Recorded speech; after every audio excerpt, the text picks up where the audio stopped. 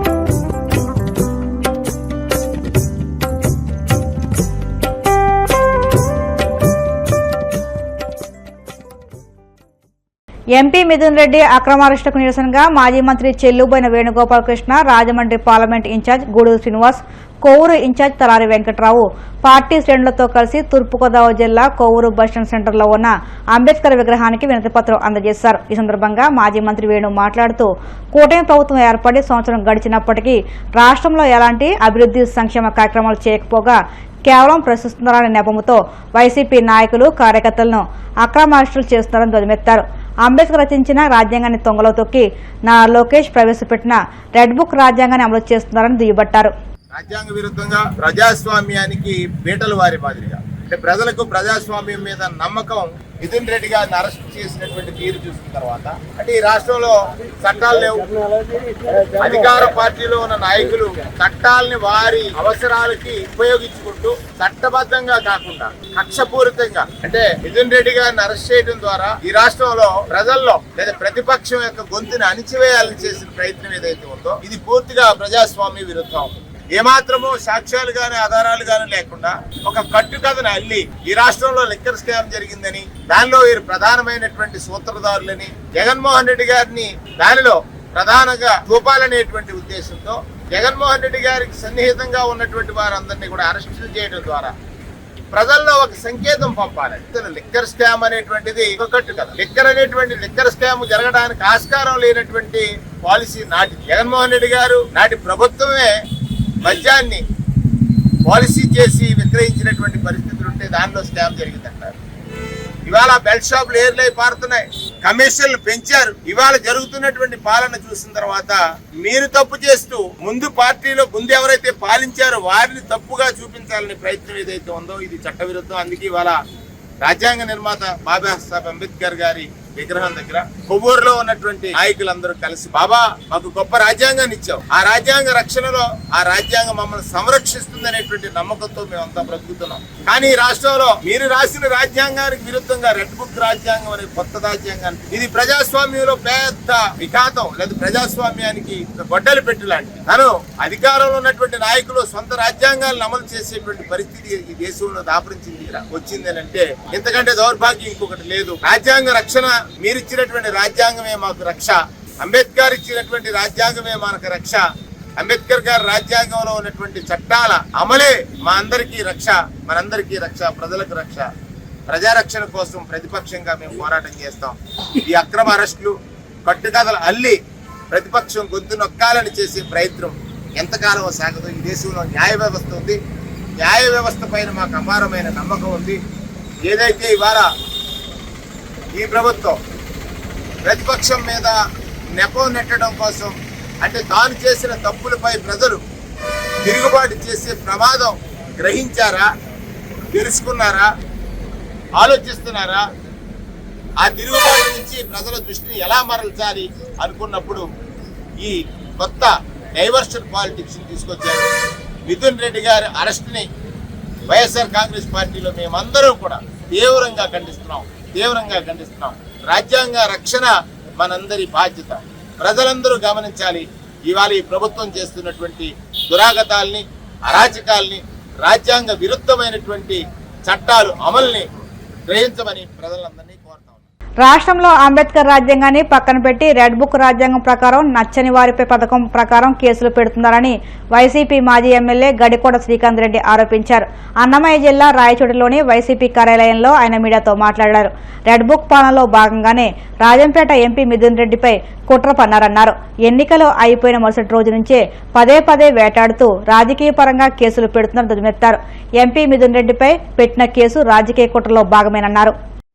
మన పార్లమెంట్ సభ్యులైనటువంటి మిథున్ రెడ్డి గారి పైన చేసినటువంటి కుట్ర కూడా ఇందులో భాగంగానే మనకు స్పష్టంగా కనిపిస్తా ఉంది.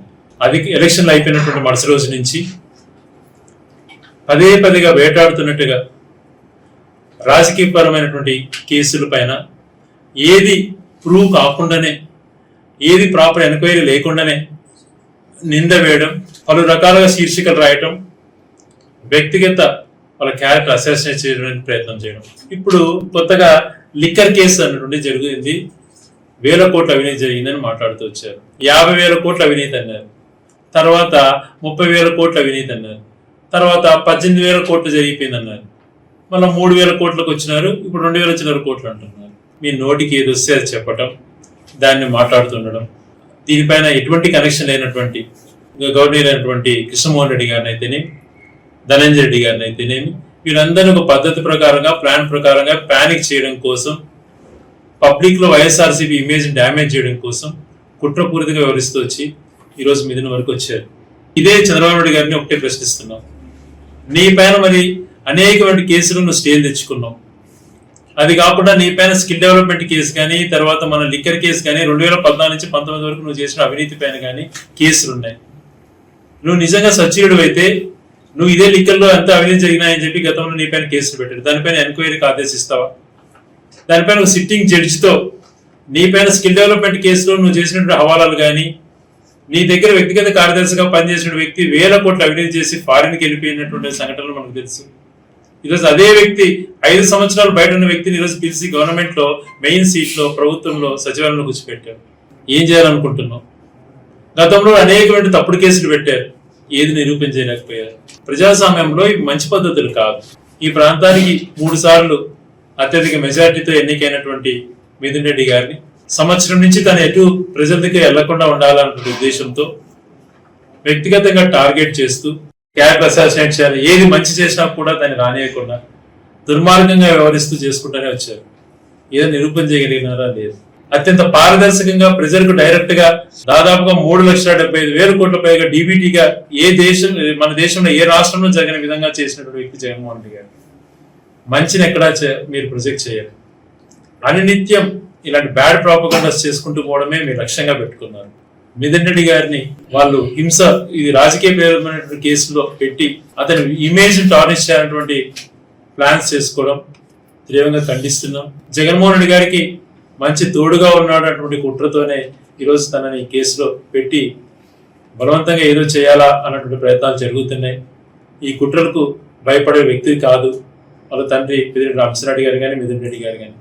ప్రజలను నమ్ముకున్నటువంటి వ్యక్తులు, పార్టీని నమ్ముకున్నటువంటి వ్యక్తులు, అన్ని రకాల సంఘీభావంగా మేము అందరం కూడా నిలబడతాం. వాళ్ళు ఎటువంటి తప్పు చేయలేదన్నటువంటిది మాకు అందరికీ కూడా తెలుసు. వాళ్ళ పైన ఏదైనా ఫలాంటి డైరెక్ట్గా ఇట్లాంటి ఎవిడెన్స్ ఉందని చూపించడం మీకు ధైర్యం ఉంది.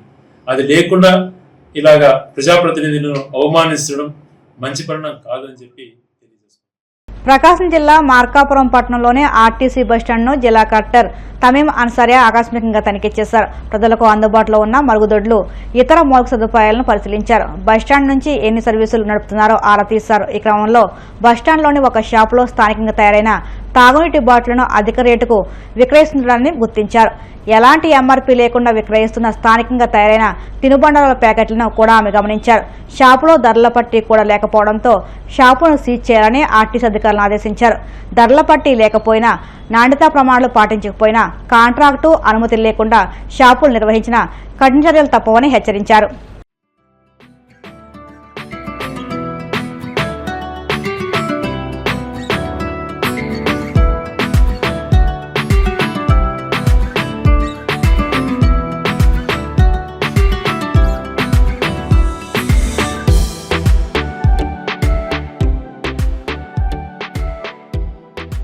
తిరుమలలో వర్షం దంచికొట్టింది. తిరుమల పురవీధులు నీటితో నిండిపోయాయి.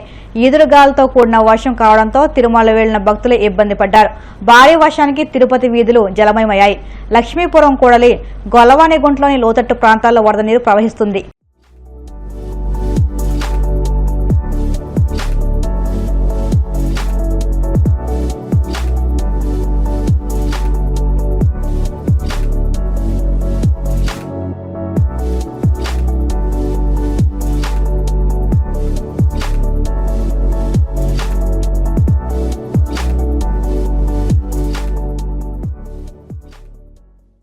వార్తలు ముగించే ముందు ముఖ్యాంశాలు మరొక్కసారి.